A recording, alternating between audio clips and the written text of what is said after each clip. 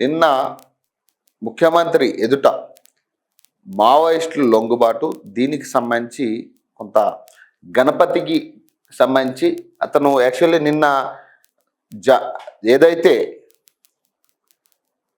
లొంగుబాటులో Maoist బెటాలియన్లో ఉంటారనుకున్నారు, కానీ గణపతి లేకపోవడం, దీని మీద మళ్ళీ క్లారిటీ ఇచ్చే ప్రయత్నం, మరి ఆయన ఎక్కడ ఉన్నారనే దాని మీద ఇప్పటికీ ఆచూకీ లేని పరిస్థితి.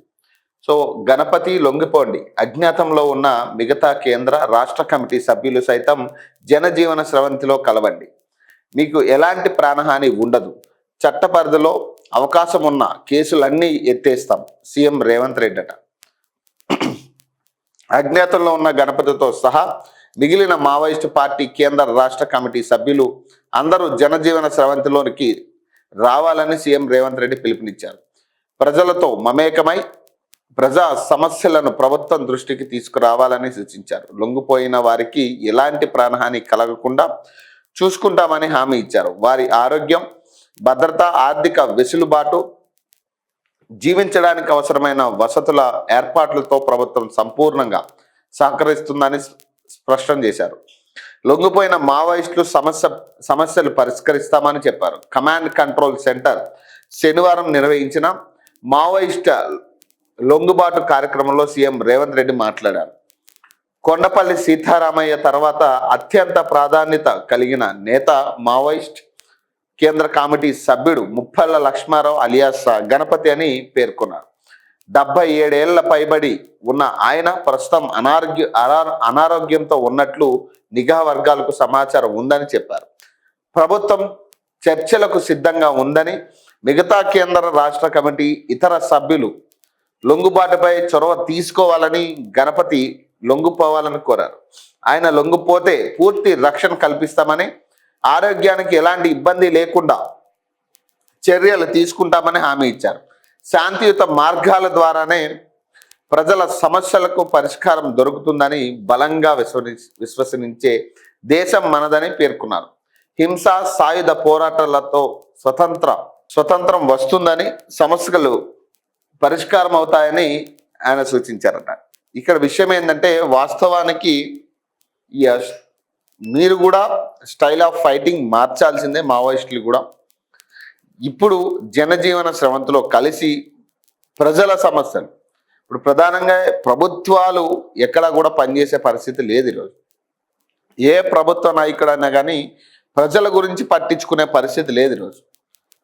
కాబట్టి ఖచ్చితంగా సమాజంలో ప్రజలకి మీ ఆవేశం, మీ అవసరం ఉంది. ఖచ్చితంగా వాళ్ళ తరపు నుంచి కొట్లాడడానికి ఖచ్చితంగా మీ అవసరం ఉంది, ప్రతి సమస్య మీద కూడా. కాబట్టి మీరు జనజీవన స్రవంతిలో కలిసి ఖచ్చితంగా ప్రజల పక్షాన, పార్టీలకు అతీతంగా, మొన్న నాకు తెలిసి దేవ్జీ అనుకుంటా, మేము రాజకీయాల్లోకి రావాలనుకుంటున్నాం, మేము అసెంబ్లీకి వెళ్ళాలనుకుంటున్నామని ఆయన అనౌన్స్ చేయడం జరిగింది. సో ఆనాడే మనం మాట్లాడుకున్నాం, ఏ పార్టీలోకి వెళ్తారు, ఏ పార్టీ మిగిలింది, ఇంకా ఏ పార్టీలోకి వెళ్ళే ఛాన్స్ ఉంటుంది. మొత్తం 3 పార్టీలు అదే పరిస్థితి కదా. ఏ పార్టీని నమ్మడానికి లేదు కదా. కాంగ్రెస్, బీఆర్ఎస్, బీజేపీ, ఏ పార్టీని నమ్మడానికి ఏముంది? ఏ పార్టీలోకి వెళ్తారు మీరు? ఏ పార్టీలోకి వెళ్ళినా అదే రోత. వాళ్ళు చెప్పిన వాళ్ళ పార్టీ స్టాండర్డ్స్ అనుగుణంగానే మీరు పనిచేయాల్సి ఉంటుంది. ఏ పార్టీ కూడా ప్రజల గురించి మాట్లాడే పార్టీ కాదు, ప్రజల గురించి కొట్లాడే పార్టీ కాదు. కేవలం ప్రజలంటే వాళ్ళ ఓట్ బ్యాంక్ కింద చూసే పార్టీ మాత్రమే. ఏ పార్టీ అయినా కూడా, 3 పార్టీలు ఏ పార్టీ అయినా కానీ ప్రజల్ని ఓట్ బ్యాంక్ కింద చూసే పార్టీలే. కాబట్టి మీరు ఏ పార్టీలో జాయిన్ అయ్యే పరిస్థితి ఉంటుంది? మీరు స్వచ్ఛందంగా, ఇండిపెండెంట్గా కొట్లాడితే చాలా బాగుంటుంది. కాబట్టి అందరూ కోరుకునేది ఒకటే, మీరు ప్రజాక్షేత్రంలోకి వచ్చి కొట్లాడాలి, ప్రజల పక్షాన అసెంబ్లీలోకి వెళ్తే ఇంకా బాగుంటుంది. కాబట్టి ఇప్పుడు మొదటి నుంచి ప్రభుత్వాలు అవే చెప్తా ఉన్నాయి, పార్టీలు అవే చెప్తా ఉన్నాయి, పోలీసులు అదే చెప్తా ఉన్నారు. సో ప్రజాక్షేత్రంలోకి వచ్చే టైం ఆసన్నమైంది. గణపతి లొంగిపోతారా ఎప్పుడా అంటున్నా, దేశమంతా ఎదురు చూసిన ఆ క్షణం రానే వచ్చింది అనుకున్నారు. శనివారం సాయంత్రం 4 గంటలకు తెలంగాణ సీఎం రేవంత్ రెడ్డి సమక్షంలో మావోయిస్టుల భారీ లొంగుబాట్లు ఉంటాయని మీడియాకు సమాచారం వచ్చిన వెంటనే ఊహాగానాలు మొదలయ్యాయి. సీఎం సమక్షంలో అంటున్నారు కనుక తప్పనిసరి ఆ దళపతి ఉంటాడనుకున్నారు.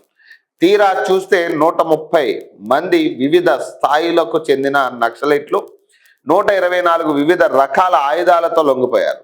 కానీ ఆ సుప్రీం జాడే లేదు.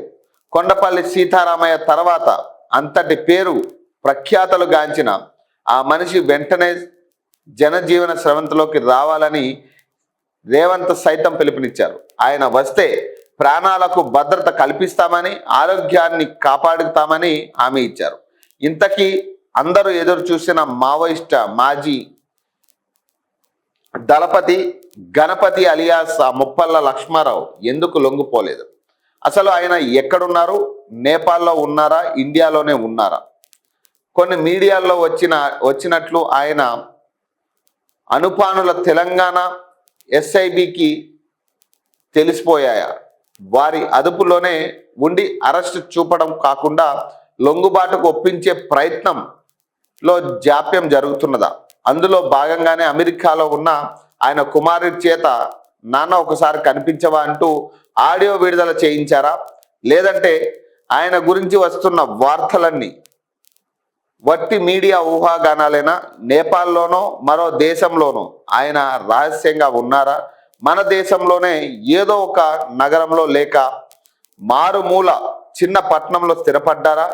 అమిత్ షా పెట్టిన డెడ్ లైన్ 2026 మార్చ్ 31 వరకు సైలెంట్గా ఉండి ఆ తర్వాత అసలు నిజాలు కుండబద్దలు కొడతారా? ఇవన్నీ జవాబులు లేని ప్రశ్నలు. లొంగుబాటు సభలో సీఎం రేవంత్ రెడ్డి చెప్పినట్లు కొండపల్లి సీతారామయ్యకు ఎంతటి పేరు ప్రఖ్యాతలు వచ్చాయో అంతకన్నా ఎక్కువ పాపులారిటీ సంపాదించిన నేత గణపతి. బిఎడ్ వరకు చదివి ప్రభుత్వ ఉపాధ్యాయునిగా కొంతకాలం ఉద్యోగం చేసి ఆయన గొప్ప మేధావి. గ్రౌండ్ లెవెల్లో ఒక ఏరియా సెంట్రల్ ఆర్గనైజర్గా పనిచేసి జగిత్యాల జైత్ర యాత్రలో రైతాంగాన్ని సమీకరించారట.